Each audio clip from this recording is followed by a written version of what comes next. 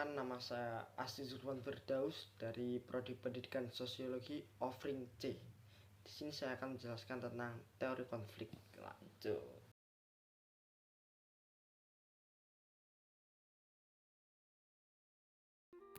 Yang pertama ada kapitalisme, yaitu sistem ekonomi di mana perdagangan, industri, alat produksi dikendalikan oleh pemilik swasta dengan tujuan mendapatkan keuntungan yang sebesar-besarnya, sehingga timbullah kepemilikan pribadi dan juga eksploitasi pada kaum buruh yang sangat berlebihan. Oke, yang kedua itu ada pembagian kelas, yaitu antara borjuis dan proletar. Yang pada waktu itu terdapat revolusi industri yang sangat besar-besaran.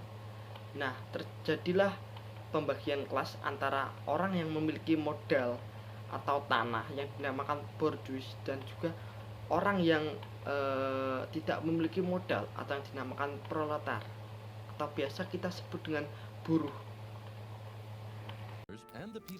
Nah, pada waktu itu kaum borjuis mengeksploitasi besar-besaran proletar atau kaum buruh untuk mendapatkan penghasilan yang banyak dan juga berkualitas.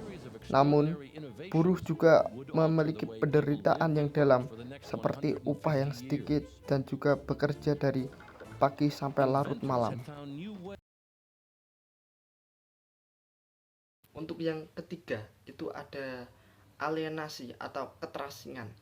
Menurut Karl Marx, alienasi adalah suatu keadaan terasing pada masyarakat kapital, yang mana itu sangat mempengaruhi dari pihak buruh sendiri, karena mereka udah dikendalikan oleh teknologi pada waktu itu, dan juga dia juga tidak bisa memiliki barang yang diproduksinya, sehingga menjadi keterasingan tersendiri dari setiap buruh.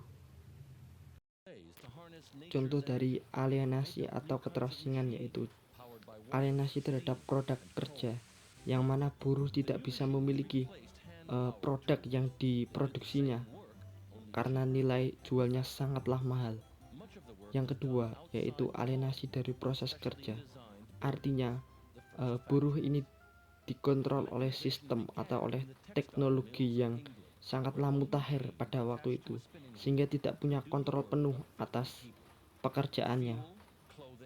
Dan yang ketiga adalah alienasi dari manusia sendiri, karena disanalah waktu eksploitasi besar-besaran itu diterapkan yang menimbulkan perpecahan atau disintegrasi, ketidakpercayaan antar satu sama lain.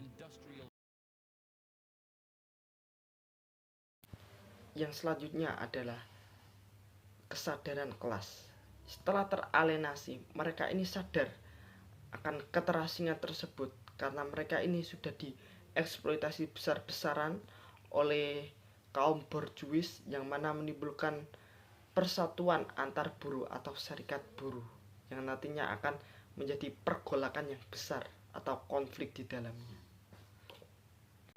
Mereka para buruh pun sadar akan keterasingan mereka dan membentuk suatu serikat buruh, karena mereka bersama-sama dalam kondisi yang kurang manusiawi dalam pabrik itu dan hidup berdampingan satu sama lain sebagai tetangga di kota. Kaum proletar menjadi sadar akan penderitaan bersama dan kemelaratan ekonominya, sehingga terbentuklah jaringan komunikasi yang menghasilkan kesadaran bersama. Dan pada akhirnya kaum proletar ini sadar, sehingga membuat gerakan revolusioner untuk menentang kaum kapitalis, sehingga nantinya akan muncul yang dikatakan oleh Karl Marx, masyarakat tanpa kelas. Berikut contoh analisis teori Karl Marx. Pada berita di atas, buruh peti kemas ancam tutup pelabuhan Samarinda gara-gara 7 tahun tak digaji. Di sini Hambali juga mengatakan total gaji buruh yang belum dibayarkan perusahaan ialah 18,6 miliar. Artinya pihak perusahaan disebut baru melunasi 10%-nya saja. Sehingga buruh ini sadar akan eksploitasinya dan menggelar perserikatan demo untuk turun ke jalan untuk mendapatkan hak-haknya kembali, sehingga terjadinya konflik perjuangan kelas pada waktu itu.